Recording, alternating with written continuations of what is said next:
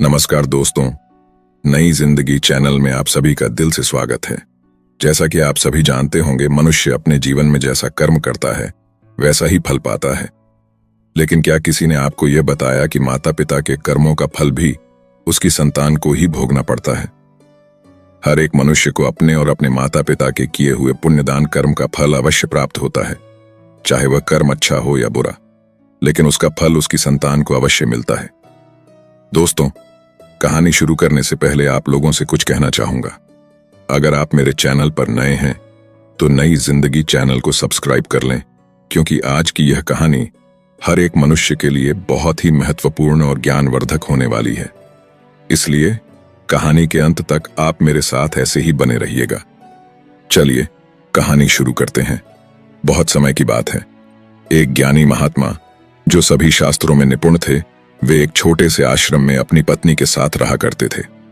एक दिन अचानक उनकी धर्मपत्नी ने पूछा, स्वामी, क्या सच में माता पिता के अच्छे और बुरे कर्मों का फल उनकी संतान को भोगना पड़ता है?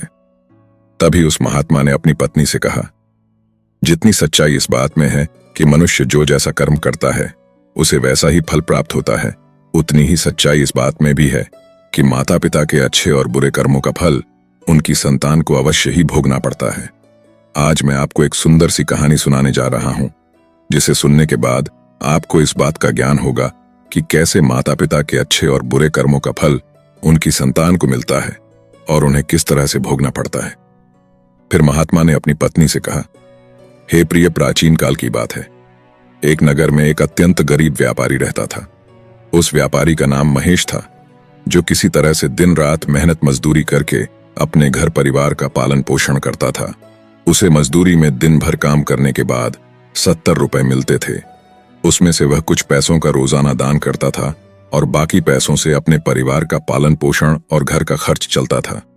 इस प्रकार धीरे धीरे कुछ समय बीतने के बाद उसके घर में एक सुंदर पुत्र का जन्म हुआ, जिसका नाम किशन था। उस गरीब व्यापारी महेश के परिवार में अब कुल 3 सदस्य हो गए, दोनों पति पत्नी और एक उसका बेटा। महेश को अब धीरे धीरे अपने बच्चे के पालन पोषण में समस्या होने लगी, क्योंकि इधर दिन प्रतिदिन महंगाई बढ़ती जा रही थी। फिर महात्मा कहते हैं, प्रिय, एक दिन की बात है, महेश का बेटा किशन ने अपने पिता से पूछा, पिताजी, आप रोजाना 70 रुपए कमाते हैं, जिसमें से आप कुछ पैसों को रोज दान कर देते हैं, और थोड़े से पैसों में हम अपना गुजारा कैसे कर पाएंगे? महेश को चुपचाप देखकर उसकी पत्नी ने कहा, बेटा, ऐसी कोई बात नहीं है। तुम्हारे पिताजी रोज 70 रुपए कमाते हैं और वह कुछ रुपए दान कर देते हैं। ये सब दान तुम्हारे लिए ही करते हैं, दूसरों के लिए नहीं। लेकिन वह लड़का इस बात को नहीं समझ पाया, क्योंकि वह बहुत ही छोटा था। महात्मा ने कहा, हे प्रिय, इसी तरह से कुछ समय बीतता गया और वह महेश का बेटा अब धीरे धीरे बड़ा होने लगा। उस बेटे की उम्र 8 वर्ष की हो गई। एक दिन की बात है, जब महेश काम करके शाम के समय वापस अपने घर लौट रहा था, तभी रास्ते में एक काला सांड आया और आकर उस गरीब महेश को मारने लगा। उस सांड के हमले से महेश की वहीं पर मृत्यु हो गई। जब महेश की पत्नी और उसके बेटे को उसकी मृत्यु की खबर मिली तो उन्हें बड़ा दुख हुआ। फिर एक दिन महेश के बेटे किशन ने अपनी मां से पूछा, मां, हमारे पिताजी कहाँ चले गए हैं? महेश की पत्नी ने कहा, बेटा, तुम्हारे पिताजी हम सबको छोड़कर यमपुरी में यमराज के पास चले गए हैं। तब बेटे ने कहा, जब पिताजी थे तो रोजाना 70 रुपए कमाते थे और कुछ रुपए की बचत करते थे। हमारा पालन पोषण उसी कुछ रुपयों से करते और बाकी के 30 रुपए दान पुण्य में लगा देते थे। मां, अब हमारा पालन पोषण कैसे होगा? कैसे हमारा पेट भरेगा? फिर मां ने अपने बेटे से कहा, बेटा, जिस घर में गरीबी होती है उसका कोई सहारा नहीं होता, उसे सभी दूर भागने लगते हैं। गरीबों का सहारा सिर्फ भगवान है, ईश्वर के अलावा कोई गरीब की सहायता नहीं करता। फिर किशन ने अपनी मां से कहा, मां, ऐसा मत सोचो, मैं यमराज के पास जाऊंगा और अपने पिताजी को वापस लेकर आऊंगा। हमारी गरीबी देखकर यमराज को हमारे ऊपर अवश्य ही दया आ जाएगी और वह हमारे पिताजी को मेरे साथ जरूर भेजेंगे। दोस्तों, महात्मा अपनी पत्नी से आगे कहते हैं कि उस छोटे से बच्चे किशन की बात पर उसकी मां ने ध्यान नहीं दिया। फिर एक दिन की बात है, उस गरीब आदमी महेश की पत्नी अपने किशन बेटे को घर पर अकेला छोड़कर गांव में काम करने के लिए चली गई। उधर उसका बेटा किशन ने मन में सोचा कि मैं यमराज के पास जाता हूं और अपने पिताजी को लेकर आता हूं। ऐसा सोचकर वह किशन अपने पिताजी को लाने के लिए अपने घर से चल देता है। उस किशन को चलते चलते काफी समय बीत गया। फिर उसे थकान का अनुभव होने लगा। तब वह एक बहुत ही विशाल बरगद के पेड़ को देखकर उसकी छाया में जाकर बैठ गया। तभी उस बरगद के पेड़ ने इंसानी आवाज में कहा, बेटा तुम कौन हो और कहां जा रहे हो? मेरी छाया में आज तक तुम्हारे जैसा कोमल बालक नहीं आया है। फिर उस किशन ने कहा, मैं एक गरीब आदमी महेश का बेटा हूं। मेरे पिताजी मुझे छोड़कर यमराज के पास चले गए हैं और अब मैं अपने पिताजी को लाने के लिए यमराज के पास जा रहा हूं। उस बरगद के पेड़ ने जब उसकी यह बात सुनी तो उसने कहा, बेटा तू मेरे लिए भी यमराज से एक प्रश्न पूछ कर आना कि मैं कई वर्षों से यहां पर लगा हुआ हूं, लेकिन मेरा एक भी पत्ता जमीन पर नीचे नहीं गिरता है और ना ही मेरी डालियां सूखती हैं। मैं कितने वर्षों तक और यहां पर खड़ा रहूंगा? मैंने अपने पूर्व जन्म में ऐसा कौन सा पाप किया था जिस कारण से मुझे इस योनि से मुक्ति नहीं मिल पा रही है? इसका कौन सा कारण है? तब उस लड़के किशन ने कहा, ठीक है, मैं यमराज से तुम्हारा यह प्रश्न अवश्य ही पूछ कर आऊंगा। महात्मा कहते हैं, हे प्रिय। इतना कहकर वह किशन वहां से आगे चला जाता है। चलते चलते रास्ते में उसे एक इच्छाधारी सर्प मिला। उस सर्प को देखकर किशन डर के मारे रोने लगा और वह सर्प इंसान की आवाज में बोलने लगा, बेटा तुम मुझसे डरो मत। मुझे इतना बताओ कि तुम कौन हो और ऐसे भागे फिरे कहां जा रहे हो? वह किशन हिम्मत रखते हुए उस सर्प के पास गया और हाथ जोड़कर कहने लगा, हे सर्पराज, मैं गरीब आदमी महेश का बेटा हूं और मैं यमराज के पास अपने पिताजी को लाने के लिए जा रहा हूं। उस सर्प ने कहा, बेटा तुम यमराज से मेरा एक प्रश्न पूछ कर आना। मैं कई वर्षों से यहां पर पड़ा हुआ हूं। मेरे से अब चला भी नहीं जाता। मेरे शरीर में इतनी भी जान नहीं है कि मैं थोड़ा सा भी चल फिर सकूं। मैंने अपने पूर्व जन्म में ऐसा कौन सा घोर पाप किया था जिस कारण से मुझे इस योनि से मुक्ति नहीं मिल पा रही है? इसका कौन सा कारण है? तब उस किशन ने कहा, ठीक है, मैं यमराज से तुम्हारा यह प्रश्न अवश्य ही पूछकर जरूर आऊंगा। दोस्तों, महात्मा ने कहा, हे प्रिय। इतना कहकर वह लड़का किशन आगे चलने लगता है। फिर चलते चलते थोड़ी दूर पर उसे रास्ते में एक किसान मिला। उस किसान ने कहा, बेटा तुम कौन हो? कहां जा रहे हो? देखने में तो तुम बड़े ही बुद्धिमान लग रहे हो। फिर उस लड़के ने कहा, मैं एक गरीब आदमी महेश का बेटा हूं और मैं यमराज के पास अपने पिताजी को लाने के लिए जा रहा हूं। फिर उस किसान ने कहा, बेटा तुम मेरा एक काम कर सकते हो। तुम यमराज के पास जाकर उनसे मेरा एक प्रश्न पूछ कर आना। मैं चलते हुए मुसाफिरों की प्यास बुझाने के लिए कई सालों से यहां पर एक कुआं खुदवा रहा हूं, लेकिन इसमें से पानी अभी तक क्यों नहीं निकला है? मैंने अपने पूर्व जन्म में ऐसा कौन सा अन्याय किया था जिस कारण से इस कुएं में अभी तक पानी नहीं निकला है? मैंने इसमें बहुत सारे पैसे भी खर्च कर दिए हैं और बहुत मेहनत की। आखिर इसका क्या कारण है जिससे कुएं में पानी नहीं निकल रहा? उस लड़के किशन ने कहा, ठीक है, मैं यमराज से तुम्हारा यह प्रश्न जरूर पूछ कर आऊंगा। दोस्तों, महात्मा ने कहा, हे प्रिय। इतना कहकर वह लड़का किशन वहां से आगे की ओर चलने लगा। चलते चलते रास्ते में उसे एक बहुत बड़ा तालाब मिला। फिर वह किशन तालाब के किनारे पर गया और पानी पीने लगा। तभी उस तालाब से तैरती हुई एक बतख आई और कहने लगी, बेटा तुम तो बड़े कोमल स्वभाव के दिखते हो, लेकिन तुम इस वक्त कहां जा रहे हो? तब उस लड़के किशन ने कहा, मैं गरीब आदमी महेश का बेटा हूं और मैं यमराज के पास अपने पिताजी को लाने के लिए जा रहा हूं। दोस्तों, महात्मा ने कहा, हे प्रिय। उस लड़के की बात सुनकर उस बतख ने कहा, बेटा तुम यमराज से मेरा एक प्रश्न पूछ कर आना। कई वर्षों से मैं इस तालाब में भटक रही हूं। मेरी 7 पीढ़ियां गुजर गई हैं, परंतु मैं अभी तक इसी तालाब में रह रही हूं। मैंने अपने पूर्व जन्म में ऐसा कौन सा पाप किया था जिसके कारण मुझे इस योनि से मुक्ति नहीं मिल पा रही है? इसका क्या कारण है? तब उस किशन ने कहा, ठीक है बतख, मैं यमराज से तुम्हारा यह प्रश्न जरूर पूछ कर आऊंगा। इतना कहकर वह लड़का वहां से आगे की तरफ बढ़ने लगा। चलते चलते वह तालाब के दूसरे किनारे पर पहुंच गया। दूसरे किनारे पर जब वह पहुंचा तो उसने देखा कि एक मरा हुआ बगुला वहां पर पड़ा हुआ था। जब वह लड़का किशन उस मरे हुए बगुले को लांग कर आगे बढ़ा तो वह मरा हुआ बगुला बोलता है, बेटा तुम कौन हो? कहां रहते हो और कहां जा रहे हो? उस किशन ने उसकी आवाज सुनकर कहा, मैं एक गरीब आदमी महेश का बेटा हूं और मैं यमराज के पास अपने पिताजी को लाने के लिए जा रहा हूं। उस बगुले ने कहा, तुम यमराज से मेरा एक प्रश्न पूछ कर आना। मेरा शरीर कई वर्षों से इस तालाब के किनारे पर ही पड़ा हुआ है।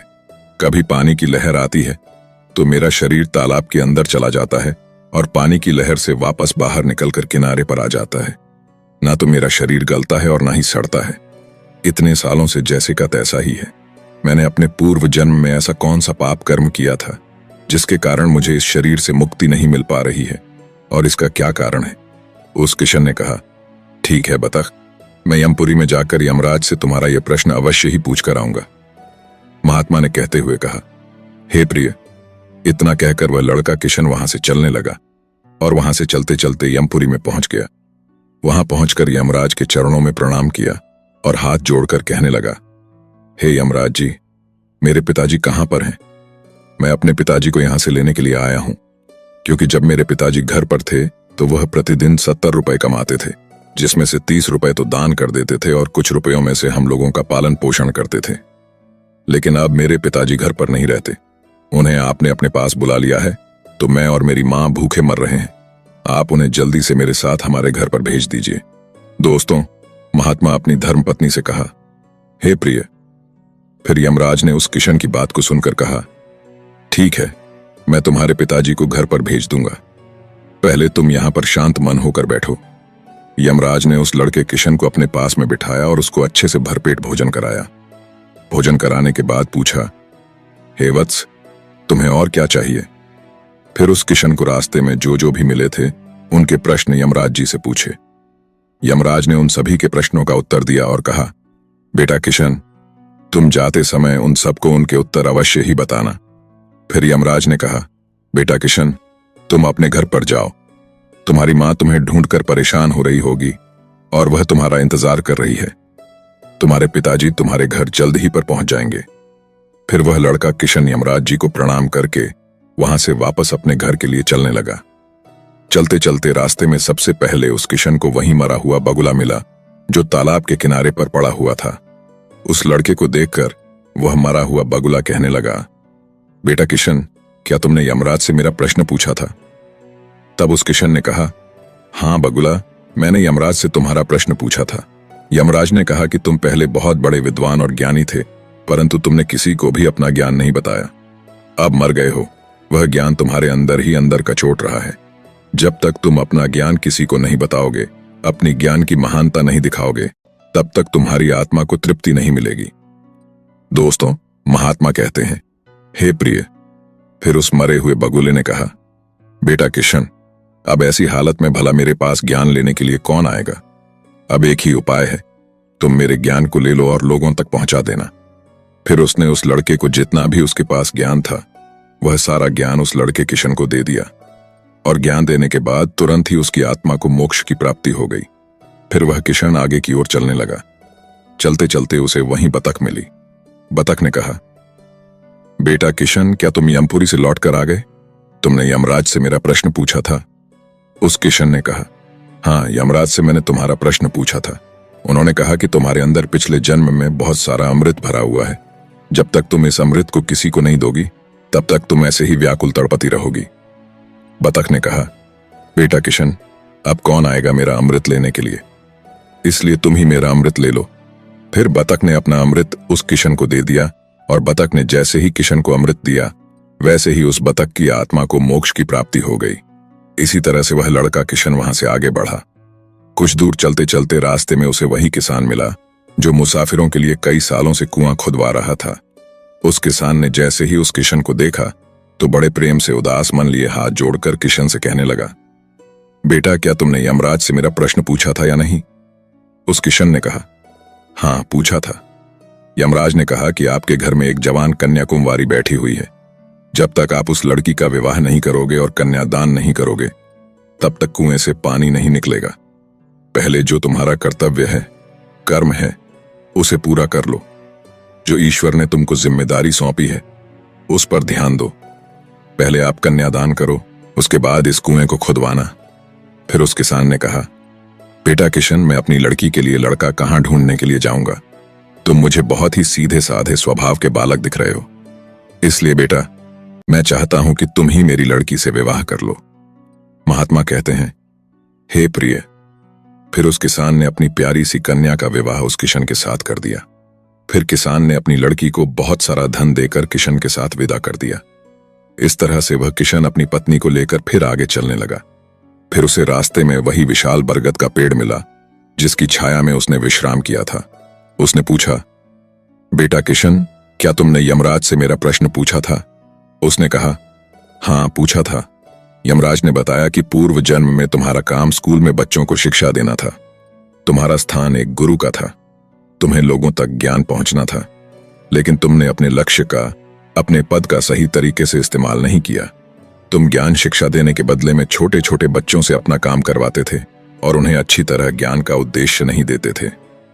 तुम पूर्व जन्म में बहुत बड़े विद्वान और ज्ञानी थे, परंतु तुमने उन बच्चों को शिक्षा नहीं दे पाए। उन्हें सही तरीके से ज्ञान प्राप्त नहीं हुआ, जिसके वजह से उन छोटे छोटे बच्चों ने बड़े हो जाने पर तुम्हें श्राप दिया करते थे, जिसके कारण तुम हिलडुल नहीं सकते हो। तुम्हारे अंदर जो ज्ञान भरा हुआ है उसे किसी को दे दो। इसके बाद में तुम्हें तुम्हारी आत्मा की मोक्ष की प्राप्ति होगी। महात्मा ने कहा, हे प्रिय।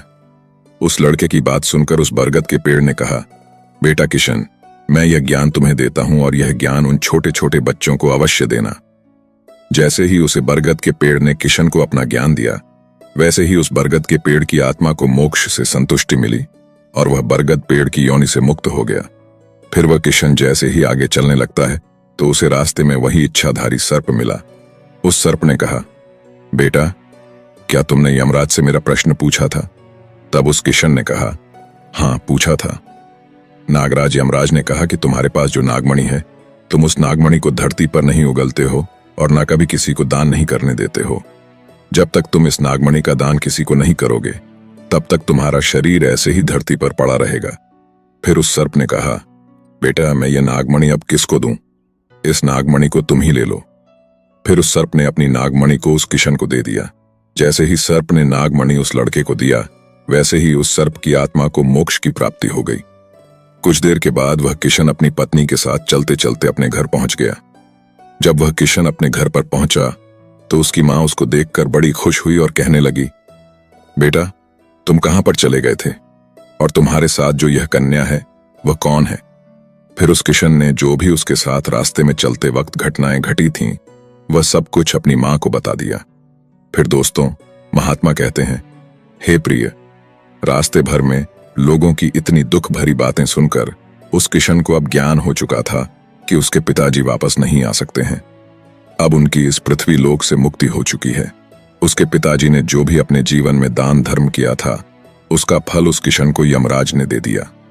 दोस्तों, इस प्रकार से महात्मा ने अपनी पत्नी को बताया कि माता पिता के अच्छे और बुरे कर्मों का फल उनकी संतान को कैसे प्राप्त होता है और पूर्व जन्म के कर्मों का फल हर एक मनुष्य को कैसे मिलता है। दोस्तों, अच्छे कार्यों का फल न केवल माता पिता को बल्कि उनकी संतान को भी सुख और समृद्धि के रूप में मिलता है। अगर माता पिता समाज में अच्छे कार्य करते हैं, उनके बच्चे भी सम्मानित और खुशहाल जीवन जीते हैं। वहीं बुरे कर्मों का फल संतान को दुख, परेशानी और असफलता के रूप में मिलता है, जिससे उन्हें समाज में नकारात्मकता का सामना करना पड़ता है। दोस्तों, आपको इस वीडियो में क्या सीखने को मिला, कमेंट करके अवश्य बताएं। अगर कहानी अच्छी लगी हो तो एक लाइक करके चैनल को सब्सक्राइब करना ना भूलें। मिलते हैं नेक्स्ट वीडियो में। धन्यवाद।